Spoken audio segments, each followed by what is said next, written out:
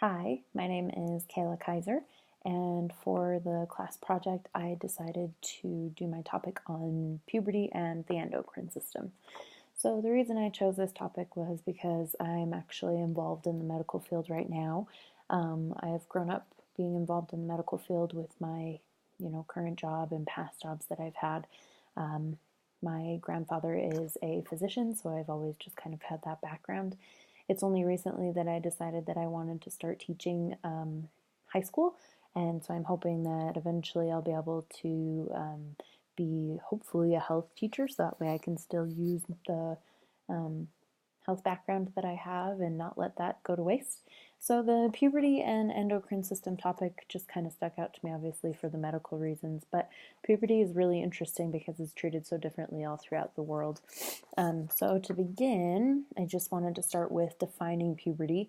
I'll read the definition here. Merriam-Webster, the dictionary, just defines it as the period of life when a person's sexual organs mature and he or she becomes able to have children. So that obviously is like a really general definition. Way more goes into puberty than just being able to have children. So what I wanted to talk about in my paper, in my presentation, is kind of just the differences all throughout puberty and how it's more than just being able to have children. So first I wanted to talk about um, the hormonal changes which are triggered by the endocrine system. The endocrine system is, the whole entire system, which is made up of a lot of different glands that control all sorts of things throughout the body, but the endocrine system is also responsible for puberty, other things as well, like your thyroid gland and everything like weight gain and weight loss can also be controlled by the endocrine system, but for now we'll just talk about puberty. It's initiated by hormone changes. They are all triggered in the part of the brain called the hypothalamus. The hypothalamus stimulates the pituitary gland and releases a hormone known as, probably going to butcher this name,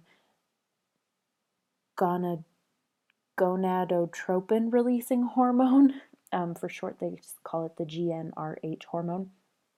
This hormone is what signals the pituitary gland to start releasing the two main hormones which start puberty. The two main hormones, the first one is luteinizing hormone, probably butchering that name as well. For short, they call it LH. And then the other hormone is follicle stimulating hormone, and that is FSH. So those two, LH and FSH, are the main hormones secreted by the pituitary gland, and they are responsible for sexual development.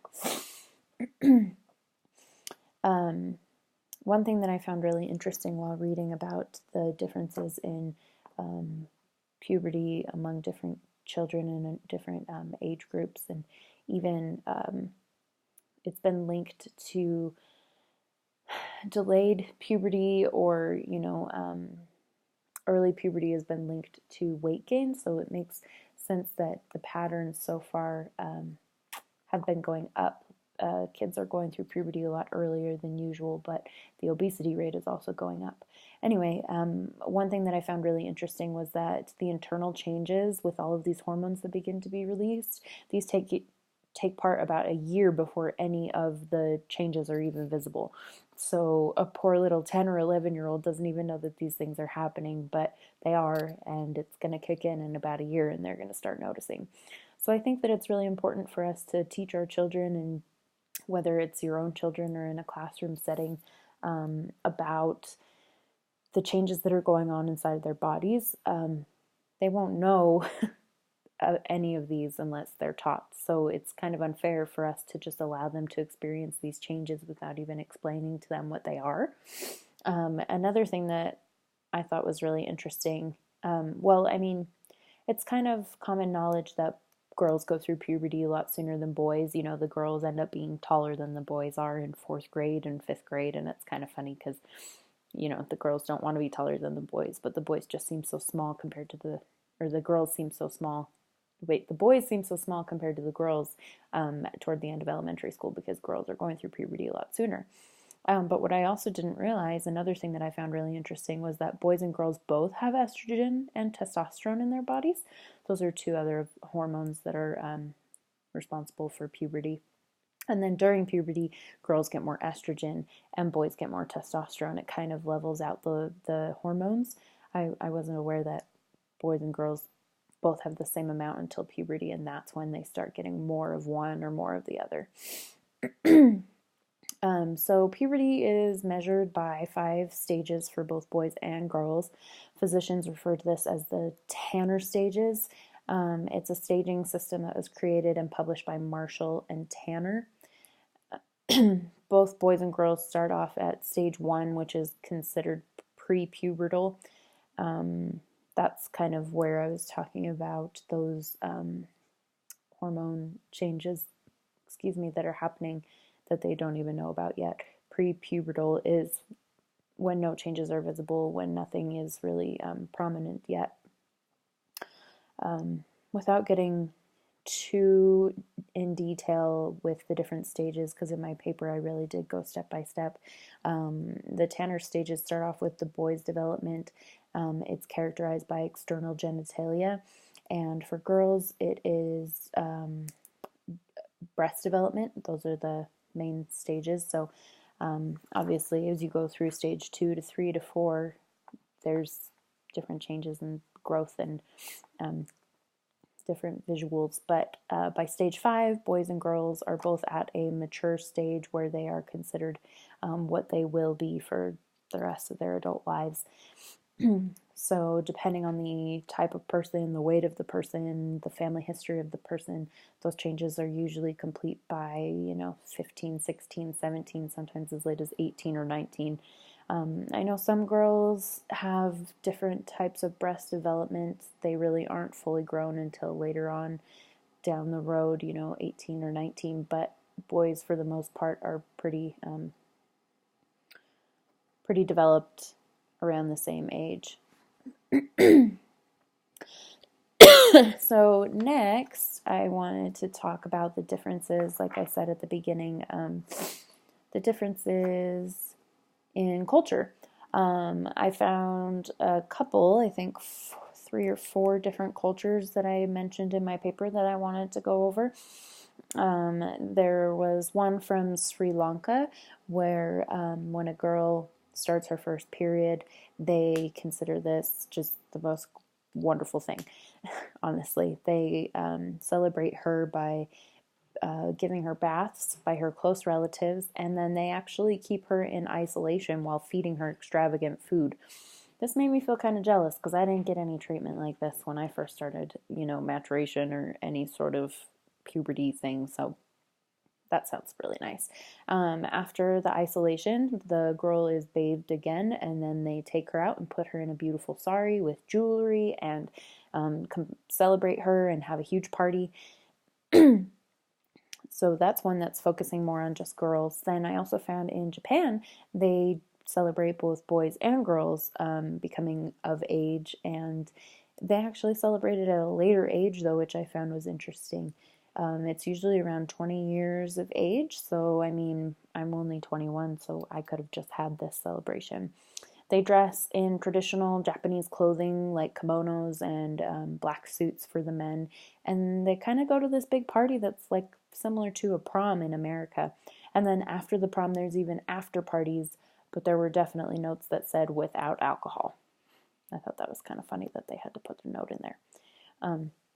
And then I found one culture that didn't really seem like they celebrated it quite as lavishly as the other 2 that I found. In Indonesia, the ceremony is for both boys and girls, but it's not really a celebration. It's a tooth filling ceremony where the priest is the one who performs the ceremony and does the fillings.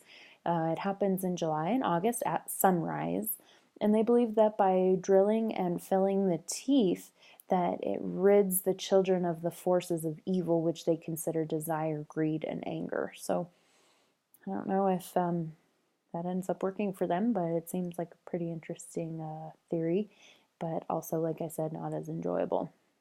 So, reading other cultures made me really realize that in America, we are the opposite of these other countries. We don't believe in celebrating puberty.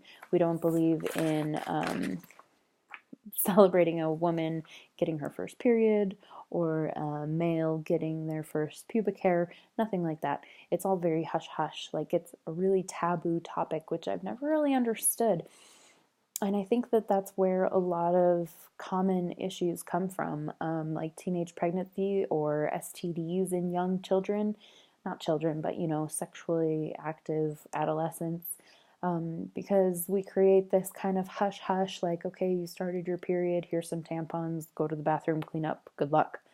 It's not very welcoming. It's not very open, the topic, the conversation with our parents or teachers or anybody. So I feel like we're kind of on our own. We're taught to kind of fend for ourselves while our bodies are going through these huge changes. And not only are our bodies going through the changes, but we're um, emotionally, at risk because of these huge hormone changes. We are really emotional during these times, and I feel like that's the time where we need the most welcoming and the most open arms, and not necessarily have to be celebrated, but just more of an open topic, I think, to really prevent some of these um, things that happen that are preventable. Teaching children about safe sex, how to take care of themselves, how to stay safe, just in general, preventing, like I said, STDs and teenage pregnancy. But I mean, I kind of made the connection that even as an adult, I'm still embarrassed whenever I'm at the grocery store picking up tampons when it's that time of month. And it's just so silly to me that I'm still embarrassed, and it's been years since my first period. But it's still something that's embarrassing, and I don't think that it should be, because we all go through it. Obviously, boys don't, but they have their own things that they're going through, and yet none of us can talk about it or see it, or, we all just kind of put our blinders on and pretend it's not there.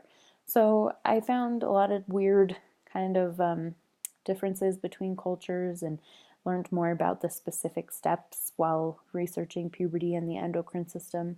And I guess just in conclusion, I wish that we could have a more open, relaxed environment when talking about puberty, instead of, it being so taboo. And I think that it really would prevent a lot of issues. So that's it.